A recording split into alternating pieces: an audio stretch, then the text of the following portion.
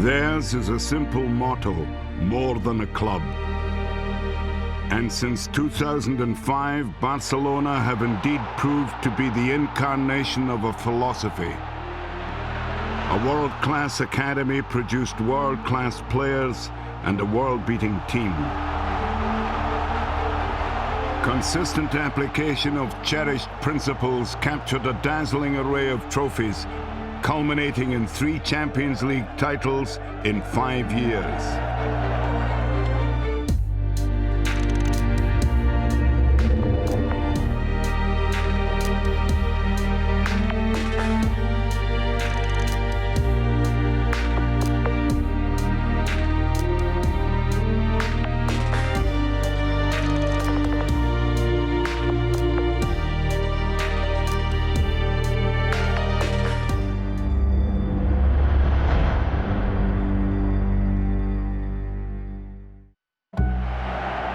In 1992, Barcelona finally emerged from the shadow of their arch-rivals Real Madrid, who had won the European Cup 6 times in its early years.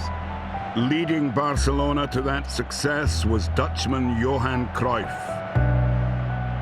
I'm different than a lot of other people. Let the people come to the stadium and let them enjoy themselves. I mean, when I go to the stadium, what do I want to see? I like to see a goal, I like to see a nice action. I like to see somebody who treats the ball very well, who does something nice, and that's what we did. Ronald Koeman's free kick gave the Blaugrana a 1-0 win over Sampdoria and their first ever European Cup. It was a club which almost 100 years existed, never won it. And now you didn't only win it, but the way you won it. And it was not one day you played good, no. A lot of years together, study working, controlling the whole things, kept people in place. Embracing this philosophy, Cruyff's Barcelona were dubbed the Dream Team. They won 4 successive Spanish League titles from 1991.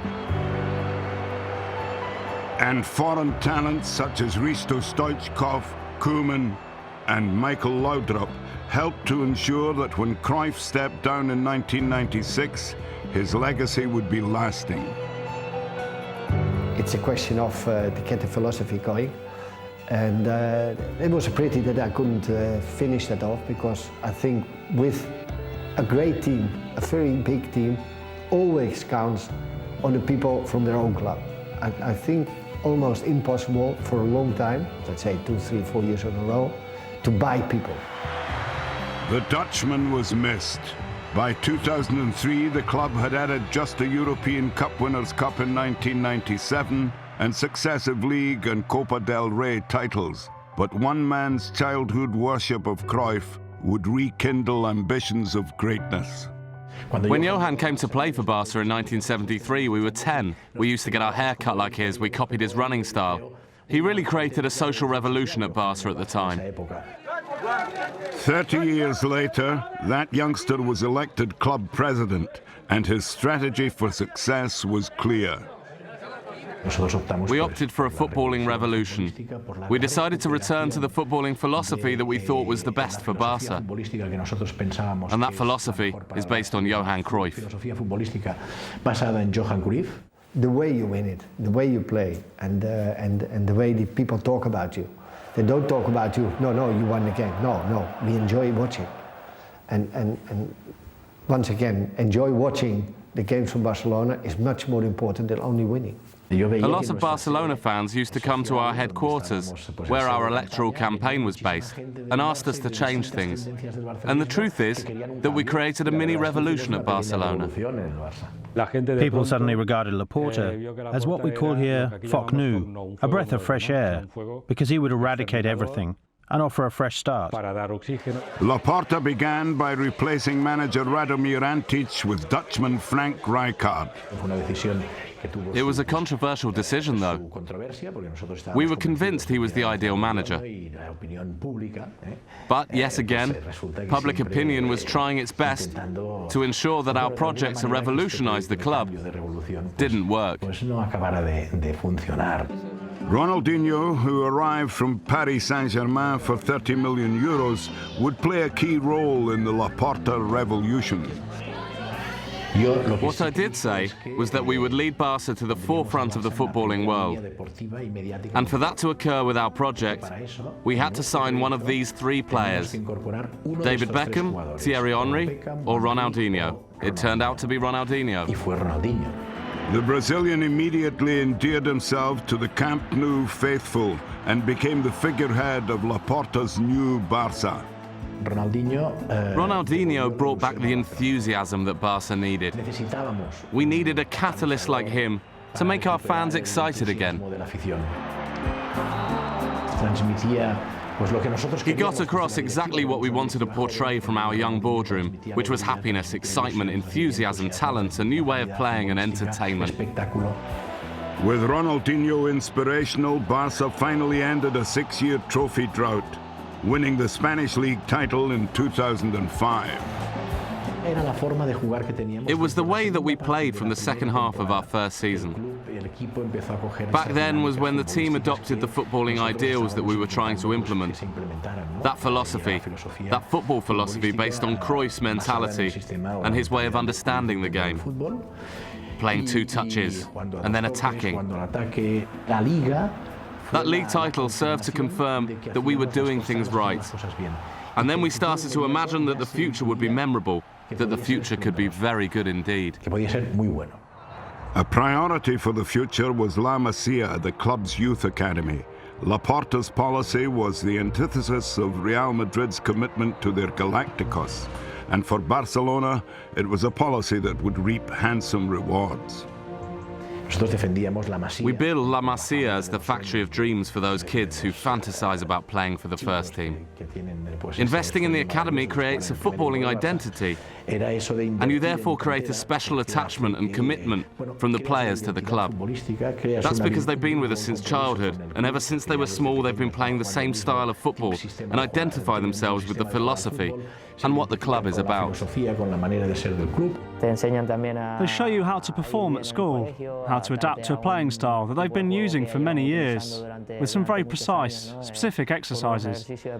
It's nice. You improve very quickly in a short time. Two of La Masia's rising stars were Andres Iniesta and Xavi Hernandez, a midfield pair who would be crucial to the club's surge to the pinnacle of football. I've been lucky enough to be brought up on the Barcelona ethos, which has taught me the value of being part of a team. Today for you, tomorrow for me. Those qualities are essential for life in general. But it was Lionel Messi, a young Argentinian nurtured by the club since arriving as a 13-year-old in 2000, who would surpass everyone else. Imagine how much we would have to pay to sign Messi, Iniesta, Xavi, Puyol, Piqué, Busquets or Pedro. With the yield from the La Masia production line peaking, the following season Barca retained their league title, finishing 12 points clear of second-placed Real Madrid. The team had everything. It had a very strong attacking mentality and was highly effective up front. It was an unstoppable team. We were coming off the back of a disappointing period. So we were all absolutely delighted. And that took us to Paris. In Paris, Barca met English club Arsenal in the final of the Champions League. Just 18 minutes in, Arsenal goalkeeper Jens Lehmann brought down Samuel Eto'o. He committed a foul and got sent off, so Barca played the whole game against 10 men. Nevertheless, Arsenal went in front.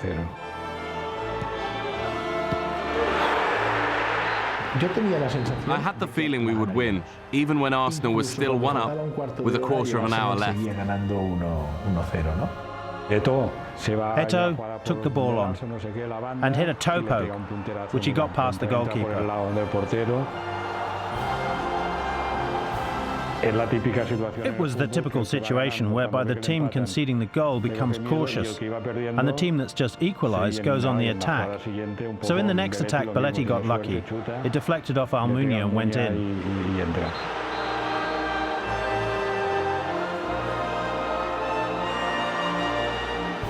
It's a final that Barca won by sheer desire, not by playing great football. Ronaldinho didn't play well.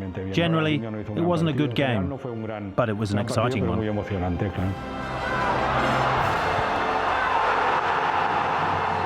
If I told you before that the first league title told us how well things were going, then I think the Champions League trophy was confirmation of the whole project. We went from winning nothing to winning that, after having made some difficult decisions, all in just 3 years. Winning the Champions League in our third season was very important. But the following 2 seasons saw Real Madrid win consecutive league titles as Barcelona failed to lift a trophy. The pressure began to mount on manager Frank Rijkaard. Frank Rijkaard was very relaxed. The only criticism I would have probably that he was a little bit too relaxed. Rijkaard said, the only one left with any desire is Puyol, the captain. Puyol tried everything to keep the dressing room in order. It was a shambles, a disaster. Ronaldinho went crazy, going out partying, dancing. Well, it all ended up with him not even bothering to train. They would say he's in the gym, when he was actually sleeping in the gym. I had to tell Ronnie, because he deserved to be told by the president of the club, and that was me, that his time at Barca was up. I went to Ronaldinho's house and told him. I then went straight to Messi's house, because they were neighbours, and I asked him to take on the role of the team's talisman. I told him we all trusted him. And Laporta made one more big decision. He sacked Frank Rijkaard. I had to tell him that if we didn't win anything that season, I would have to sack him and replace him with Pep Guardiola. That was a decision I made knowing all the risks involved. Josep Guardiola was a midfielder in the Barcelona team that won the European Cup in 1992 under Cruyff, and he spent 11 seasons in the first team. Pep Guardiola has been part of Barca since he was very small. The decision was based on the fact that Pep loves Barca. He was familiar with the club's football philosophy based on Cruyff's formula. And then also the fact that he is someone who had progressed through every single age group at La Masia. He had already been in charge of the B team, guiding them to promotion to the third division. Guardiola is a perfectionist and demanding. His demands were met in style. Guardiola developed a passing game, beautifully exemplified in this historic 6-2 victory away to Real Madrid. It helped Barca regain the league title from their main rivals, scoring 105 goals in the process. The squad didn't change that much when